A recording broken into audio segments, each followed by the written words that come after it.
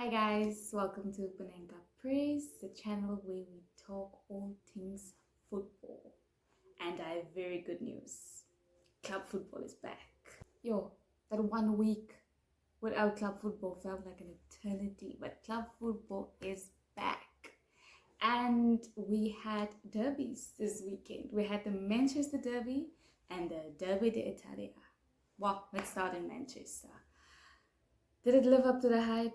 No. Did I expect this result? Kind of. Yeah, I did. I'm not gonna lie if I say I thought United would get a win or even a draw. I knew City would win, but I had hope that United would not concede 3 goals or just at least score one. Especially when I saw okay, Sesko's starting. He's starting up front. I was thinking, okay, this is your chance. Prove yourself, you know?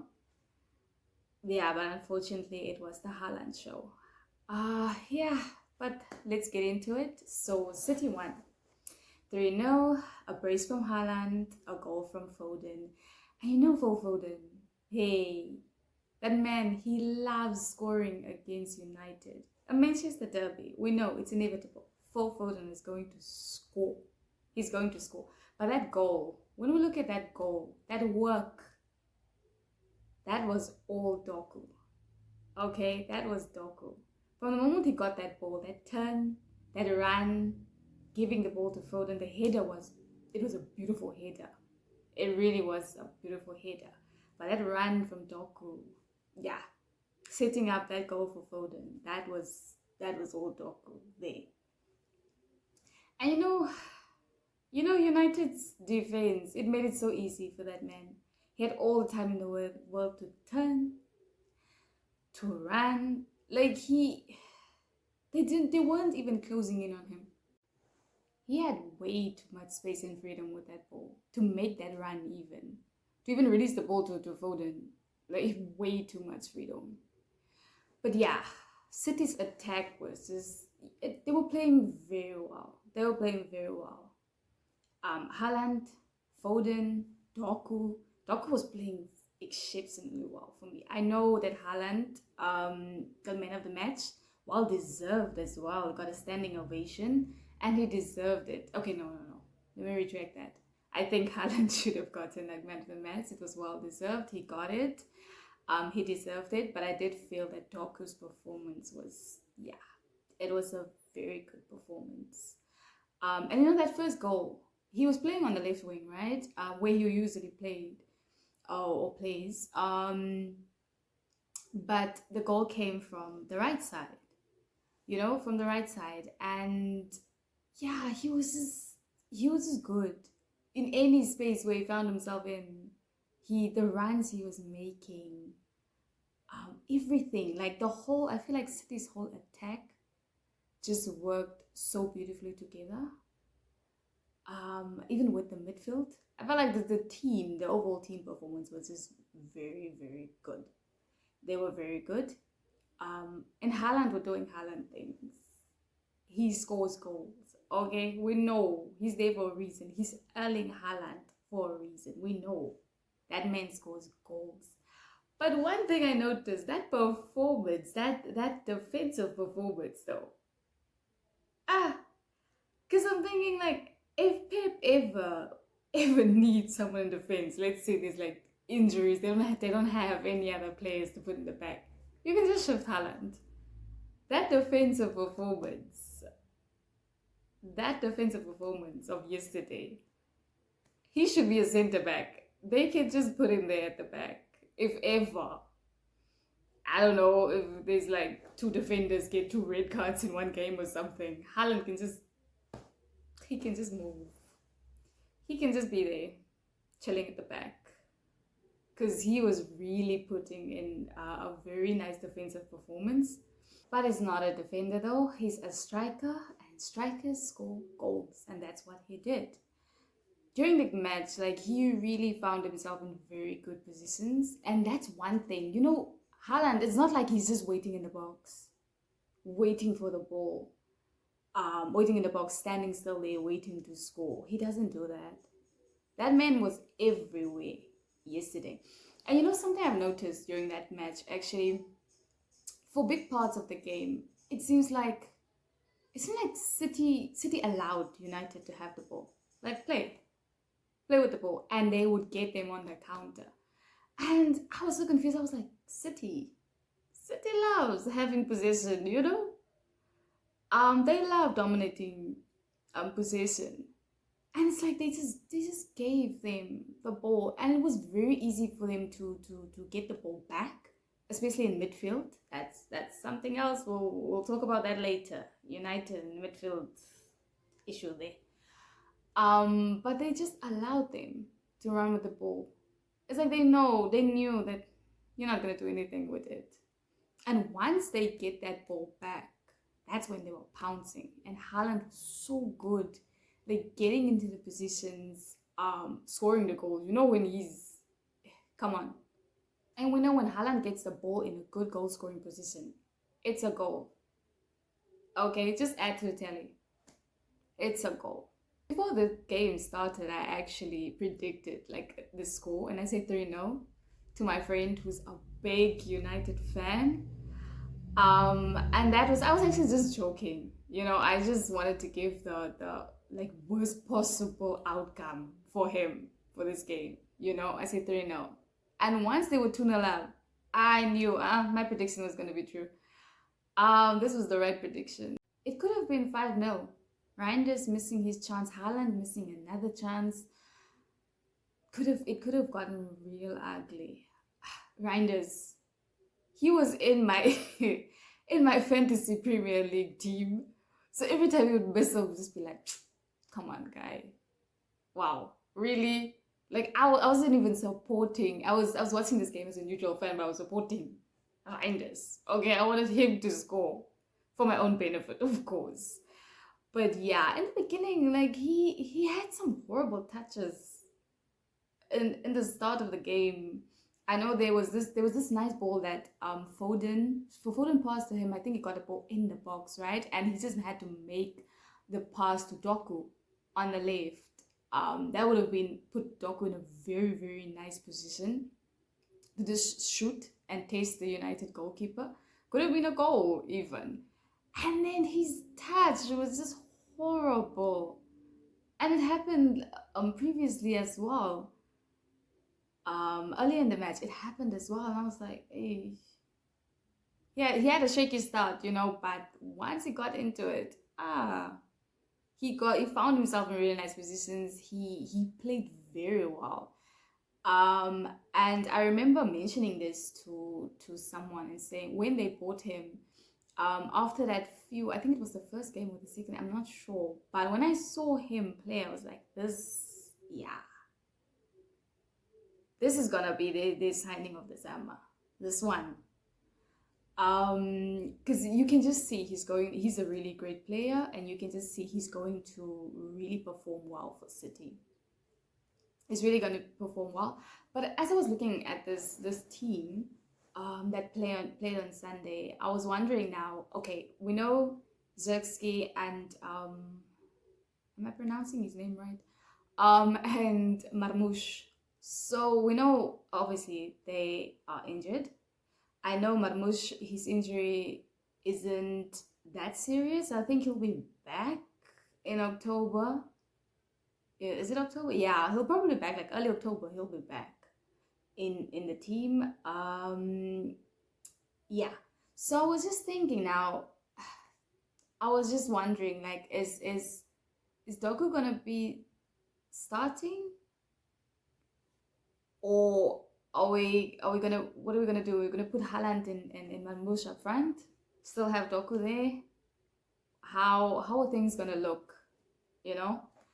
Because now if Marmoush was fit, I was even thinking like, would he have started and Doku would have been on the bench? Because I remember the previous game, I think Marmoush was on the no. I don't know if it was the previous game or the game before that he was actually on the bench. I don't know who started. I can't remember, but yeah, it's very interesting to see now. Okay, who's gonna be in that attack and how Pep is gonna play them. And also how they link up, you know, and how well they play together. But it's Man City. It's Man City. Okay, it's going to work. I know there were some concerns around the defense. Man City's defense. They were saying like, oh, the defense are very shaky this season. With the players that they've lost or sold. Yeah. So they were saying these things that no, the defense is not good.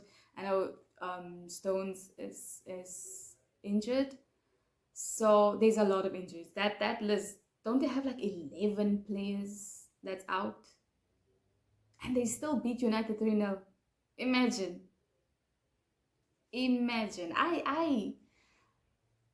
I wanted to give United a chance because of that. I was like, okay, no, see, Pep have an injury crisis. He has a long list of injuries. United need to really grab this opportunity. There's 11 players that's out for City. Not all of them with first team players, but it's 11 players. Okay? Or not all of them with starters, but still, it's 11 players that's out. So you need to take all the chances that you get during this game. And I thought it wasn't like this was a weakened City team. It was not. Not at all. But United, that performance, I think I was watching City's players more because they were doing more. That's why I was watching them more. My focus was really not on United at all. I saw flaws when I look at them. I saw mistakes when I look at them. He was absolutely amazing in goal. Yesterday really, really performed well. That was an amazing performance. And that's why he's one of the top goalkeepers in the world. If not currently the best. And we know Edison, he's an amazing goalkeeper. Let's take nothing away from him, right? But they have a new goalie now. He's here. He does not need to prove himself. That man doesn't need to prove anything to anyone. Okay, he did what he does best, and that's just drop a good performance. We saw that time and time again for PSG. He's a City player now, and he's doing the exact same thing. I actually think it's, what is it called? The Yashin Trophy or something, right? At the Ballon d'Or Awards, the trophy that the goalkeeper gets. He's the front runner for that. If he doesn't win that, then I don't know. I do not think Emi Martinez is going to win that thing for, I think it's the third time. Didn't he win it 2 times in a row? I do think that this time he'll get it. And yeah, we know why. It's not only that performance of yesterday. If you look at last season, his performances that he dropped for PSG, that's a very, very good goalkeeper. And I actually thought when they said he's going to be sold, right? I remember reading it on Fabrizio's page. I was like, oh, okay. Why would PSG sell him? I didn't understand at all why they sold him. Okay. But okay, they sold him, and now I wanted to see, okay, who's showing interest, because there was in the newspapers there was talks about United wanting to sign him, because we knew United was done with Onana. They wanted to move on from him, so I really think, okay, United would have went from him. Maybe they did. I don't know. Maybe they did talk to his agent, and he just chose City over United. Which, yeah, I think is possible that he did that, and I would not blame him, Shem. You guys know this thing about United and how people are calling it even the United curse. How really good players come to United and then they just really don't perform well. They don't perform well at all. They are just a shadow of their former selves. Yeah, people are just saying you're going to United to ruin your career. That's what they're saying. That's happening to players. I really hope this does not happen to Sesko at all. I don't think it will happen to him. But so far, he hasn't impressed anyone, you know. And yeah, there's pressure. There's pressure. Remember how people were going on over Eucharist and they were like, "I need to perform." The way people went on is like they wanted hat tricks per game from Eucharist. They wanted at least a golden assist every game. And now these days, and a lot of them were United fans, because United fans, like, okay, when it comes to banter, like they can dish it out. I'm telling you, they can dish it out. I'm an Arsenal fan. I know they can dish it out, because with them, yeah, you can make jokes and make fun of their team. They don't even feel it anymore. They are numb. But we're only 4 games in. We're only 4 games in, and I think people are really overreacting. Um, but if we look at United's performance and also the comments from the coach after the game, the way he was ranting and saying that, oh, he's not going to change anything. Well, what you're doing now is not working. So I think change is needed. Change is needed. That man, the self-sabotage. Like do you want to be sacked? I don't get it. I don't get it. Because what he's doing, it's not working at all. Like this thing of playing players out of position. There's this midfield crisis. When United was buying, they were looking for a striker, right? And then it also talks about the goalkeeper. And I saw a lot of fans, United fans, were saying like, why are we even discussing this? Strengthen our midfield, bring in like a big signing in that midfield. They were like dropping names and who they wanted and like big, like very good midfielders. And I was like, oh, there's Bruno, there's Manu, like Casemiro, you guys have people there. And then 4 games in, I'm like, oh, I get it. Yup, I see. I see why you were crying out for a midfielder. So what he's doing, it's not working. Remember a stat that shocked me. I did not know that United, under his management, haven't won back-to-back Premier League games yet. How? And we know his win rate is very bad. Like, you need to do something now to fix this. Okay? You really need to do something to fix it. The situation. And by being very arrogant and saying these things in the press conference, like, I'm suffering more than the fans. Trust me, I have an uncle who's a Man United fan and no one suffers more than that man. Trust me, you are not suffering more than the fans. United fans are going through the most every week in and week out. They are going through the most.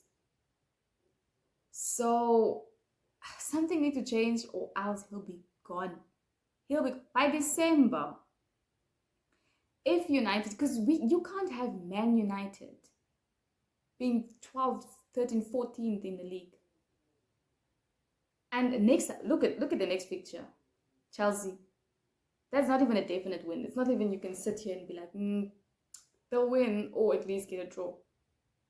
If they're not in the top 10 at least by December, then he's gone. He's gone. Like the fans are already looking at other managers who they want, pointing out like, no, this will be a better coach. That one will be a better coach. I mean, Ten Hag is jobless. You can give him his job back. At this point, I think he'll do a better job. I really think he'll do a better job. At this, like looking at Man United now, I'm just like, maybe you shouldn't have fired him, yeah. But I don't know. But anyways, so yeah, that was the Manchester derby. It was a good game. I think if you're a City fan, you really, really enjoyed the game. If you're a United fan, you want to forget about it. But yeah, overall, it was okay. It wasn't really what I wanted and what I expected from a derby, especially the Manchester derby. You know, historically how hyped up and how great these derbies have been over the years. This was just like, felt like a routine win that City gets over United. You know, it's just like it's like United wasn't even real competition for them. But this will give them confidence. This is going to be a big confidence boost, because remember, they came from 2 consecutive losses.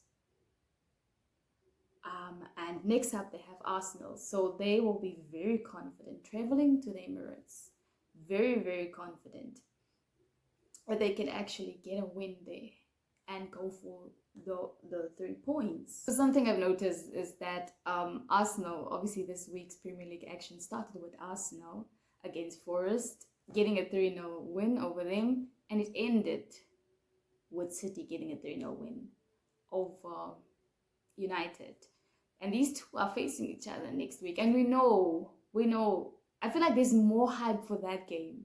For over these past few years, there's been more hype for the City versus Arsenal match. So I hope it is much more competitive. I hope we'll also see a lot of goals. I don't want a 0-0 game. I don't want both of them to just be like, oh, let me just not concede.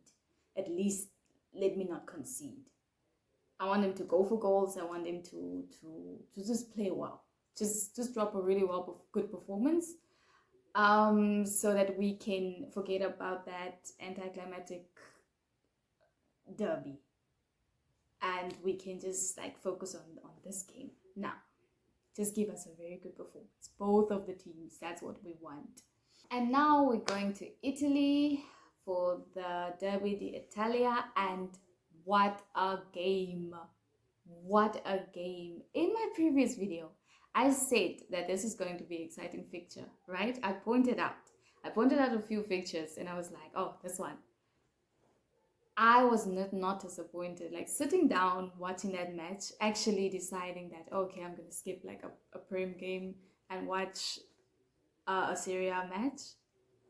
I was not disappointed. When I tell you guys, a thriller, 7 goals, that is what a derby looks like. That is what should happen in a derby. 7 goals were scored in that match. And I'm talking, it wasn't even penalties and tap-ins. Great goals. 7 goals. Juventus came out victorious though, winning 4-3. And it had everything. Great atmosphere. Goals. 2 brothers playing for opposing teams, both getting themselves on the score sheet, and a stoppage time winner. What more do you want? What more do you want? That is what a derby should give you. That is what they should deliver. And that is what Juventus and Inter gave us. It was so entertaining, really. From kickoff until the final whistle, it was very, very entertaining. Good football were being played. At one point, you didn't even know. You were just thinking like, okay, there's more goals to come. I don't know from which team though. I don't know. I thought, okay, when Marcus Thuram, when he scored and made it 3-2, right? I knew that that was not going to be the final score. I knew Juventus were going to score, right? But I thought they were going to equalize late. I didn't think they were going to equalize and score a late winner. I did not predict that. I didn't see that coming. But I knew that, okay, they were going to score. Because you could see, okay, they were going to score, right? But it was so fantastic. Like, Marcus Thuram, he scores what seems to be the winner, right? And then his brother scores. His brother. These are brothers. And while they're doing this, their dad is in the stands. Like, that is just a very proud moment for a parent. I mean, his father, legendary footballer, right? French footballer. And watching his 2 sons playing against each other. I know who he was rooting for. We all know. It's not like he was just there supporting his sons. He was there as a Juventus supporter, okay? But still very proud father, watching his two boys play, watching them score, both being on the score sheet. There was this shot from this game, right? So it was Marcus Thuram, it was him looking very disappointed, right? And in the background, like it's almost like fading in, right? Is his brother celebrating. Like that shot, oh, that was the best shot. I was like, wow, that shot summed up that game. Summed up the emotions of players and fans, like everything, and also like all the brothers. That, oh, it was just, yeah, that was an amazing shot that they got. That little clip, that was amazing. But yeah, this game really, and the winner, imagine, scored by a 19-year-old. What is his name? Edzik, something like that. Edzik, yeah, I can't remember now. But yeah, 19. All I know is he's a teenager. Okay, imagine 19 years old. He was on the bench. Yeah, he was subbed in. Imagine one touch and he went for goal and he scored. He scored in spectacular fashion. He scored in a derby. He scored the winner in stoppage time. That is what happened. And that, yeah, it just summed up that whole game. Like the atmosphere. I was hyped. I don't support any of the two teams. And it's very nice to watch football as a neutral. As a neutral, like you just sit there, you don't support any of the two fans. As opposed to when you're watching your team, it's too much stress. Watching your team, you can't really relax at all. You can't relax, and I feel that's how Liverpool fans felt this past week. I feel like they could only breathe after that they got that penalty. But that's what makes them champions, never give up until the very last second of the game. Okay, they don't give up, and they got the win. But yeah, Juventus have started off really well. Their campaign this season started off very well. Then they're looking to win it. You can see that, okay, that is the aim, is to win. That's everyone's aim, right? To go for the title. And yeah, they're very focused. They've been playing very well. Can we mention Yildiz? Okay, Kenan Yildiz. That guy, he's gonna come to the Premier League. That is my prediction. I'm gonna come back to this video during the summer transfer window, and you guys will see. Someone will grab him up. I don't know who, but Kenan Yildiz will be a Premier League player next season. That guy is so good. So good. He was also on the score sheet. He got a goal as well. And he's a very good player. He's a very good player. He's still very young as well. And he's just gonna get better and better. And I know that Premier League teams he's on their radar. But yeah, they're not the only Serie A team that are doing well. The defending champions, the reigning champs, actually, Napoli, they're doing very well. And Kevin De Bruyne, he scored. And not only Kevin De Bruyne, but United fans, Haaland, he scored. Yes, Haaland scored. Which is good news for Napoli. I don't know how United fans will feel like this, because it's kind of proving what I said earlier, proving it right? When they go to United, it's just, yeah, they don't perform well. And then they leave. And they just back to their old selves again. I don't know. I don't know if it's the pressure that gets to them. I mean, United is a big club. It's historically, it's just, they're massive. Okay? And playing for a club like that, there's a lot of pressure on you. There is really a lot of pressure on you. So maybe pressure gets to them. I don't know what it is though. I don't know. But I really hope that he'll continue to do good at Napoli. Talking about Kevin De Bruyne, he will be back at the Etihad. He's going to be back at the Etihad when City faces Napoli. It's so well scripted. It's so well scripted. Just like Madrid going to face Liverpool. Trent will be back at Anfield. It's just the script. Hey, the script has been written for this season. But this means Champions League football is back, and it also means the CBS team is back. I can't wait to see them. Like that's one of the things that excite me about Champions League football. I love those four. Like Kate, I love Kate. She's my favorite. She's definitely my favorite. But I just love them. And also the very insightful analysis that they give. Everything is always on point. We know Thierry Henry, like anything that man says, right? He makes everything sound so, I don't know, so poetic. It's just, whenever he opens his mouth, he's just like, Like you give your whole attention. You give that man your whole attention. You listen to him. Even in Carragher, Micah as well, all of them, they're so good at what they do.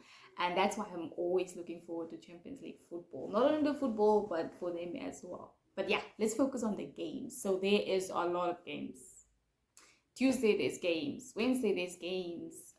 Even Thursday, yeah. Yeah, there's games on Thursdays as well. So 3 days of Champions League football. But I identified the games that I'm really looking forward to. The really big clashes, definitely the City versus Napoli one, because of the whole it's his first time now back at the Etihad. It came very quickly. Very quickly. That he'll be back at the Etihad. De Bruyne, City legend, you know, so he'll be back. Then there's also Bayern versus Chelsea. I'm very hyped for that game. Very hyped for that game. I think it's gonna be a very good clash. I really think it's gonna be an amazing game. I think that's gonna be the most entertaining game from all the games that's going to be played. And another game I'm looking forward to is Newcastle versus Barca at St. James's Park. I was a bit worried, you know, because I was like, oh, Barca have a few people on the injury list, you know. They're going there without Lamine Yamal. But as we saw what they did to Valencia without Lamine Yamal. So, no Yamal, no worries for Barca, okay? They are still very, very dangerous without him. But also, St. James's Park, like, you don't just go there and you're gonna trash Newcastle. That's not gonna happen. That is just something that don't happen. Okay, that's Newcastle we're talking about. They're still a very good team. Yeah, they're without Isak, but still, they can beat any team on any day. It'll be good to see how they can stop that attack. I think I don't know if Barca is still gonna play like up front, gonna play Lewandowski, Rafinha, and Ferran. I'm not sure if they're gonna go, if Flick is gonna just go with that front three, or if he's gonna do something else. I'm not sure what that attack will look like, but it's gonna be interesting to see how well they do, if they can even score against Newcastle, and just see how well Newcastle can do against them. I feel it's gonna be a very, very good fixture. But I like I said, I am hyped for the Bayern and Chelsea one. I'm really hyped because I like Bayern's attack. Yeah, they're very, very good. They're very good. But Chelsea's also playing very good football as well. Don't be fooled by that result, okay? The result of the past weekend, okay? No. Chelsea can beat anyone also. Chelsea, don't forget, current reigning club World Cup champions. So they can beat anyone. So it's gonna be very interesting. I don't wanna I wanna make predictions, right? But I'm so bad at predicting scores. Um I'm so bad at predicting even the winners in games. I always told myself I'm not into gambling, like especially like football gambling and like betway, placing bets in things.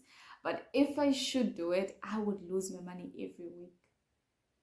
Every single week. I can't predict games, like the outcomes of games to save my life. I'm telling you guys, I can't. So I'm not gonna sit here and be like, oh, okay. Last I did predict the Man City and Man United result. I did predict it. I was correct in that prediction, but that was really just me making fun and giving the worst possible outcome for United fans, you know. But okay, I'm gonna try to give a prediction, right? For these three games, the ones I'm hyped for. I will be watching most of them, but you know, everything like playing at the same time. But I like, okay, if I miss a match, I'll just watch it again, even if I know the results. Like I'll just watch it again. But yeah, these are the ones I feel like, okay, I'll actually watch live. But I think I don't know if the Barca one and the City one is playing at the same time, then I probably have to choose which one. Yeah, yeah, not all for the Kevin De Bruyne homecoming thing. No, I'll just choose the Barca one. I'll just watch that one. But I don't want to miss that Bayern versus Chelsea one. I really want to watch that, and I'm gonna try to give my prediction. Okay, Man City versus Napoli. Let's see. I think City. Okay, I think City will get the win. I think City will get the win. There's the home advantage. I think they'll just be too strong for Napoli this time around. And the final score will be 3-1. I do think De Bruyne will give he will have a good game. Will he be on the score sheet?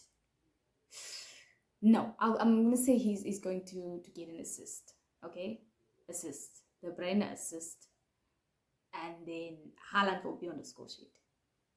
I don't know where the other goals are gonna come from, but Haaland will score. Okay, that's what I'm going to say. For Chelsea versus Bayern, I have no idea. I have no idea at all. I want to see a draw, but then I also think that Bayern's attack is just so lethal. Olise, Kane, Diaz, they just they can cause havoc for any defense. So I really I think they're gonna get a very narrow win over Chelsea. So I do think a 2-1 win. I'm gonna give it to them. I think they're gonna get a 2-1 win. I think a 2-1 win over Chelsea or a 1-1 draw. It's either 2-1 win or 1-1 draw. I'm not gonna pick. I can give two options, okay? And then there's the Barca versus Napoli. I also think Barca I think on that day they'll just be too good. Okay. I think Pedri will have a fantastic game. In midfield, I think Rafinha will be on target. So I think I was just hyping up Newcastle now just to tell you guys. Just for a few minutes later telling you, no, I think they'll lose. Let's say, okay, 3-1. I'm going to go 3-1 in a favor of Barcelona. Yeah. With my luck, the score will probably be reversed and Newcastle will win 3-1. Just to show you guys how bad I am at predictions. So I don't know. I have no idea what's going to happen. But yeah, that I think, yeah, I think that's my prediction. I did say that I am very glad that international break is over. Watching World Cup qualifiers is just, it's not as entertaining as watching club football. Like, I don't want to watch Israel versus Montenegro. I don't want to watch that. Okay, I do not want to watch that. I don't want to watch France versus Austria. No, no. Yes, it's very. I enjoy watching Mbappe play. He's like my favorite player.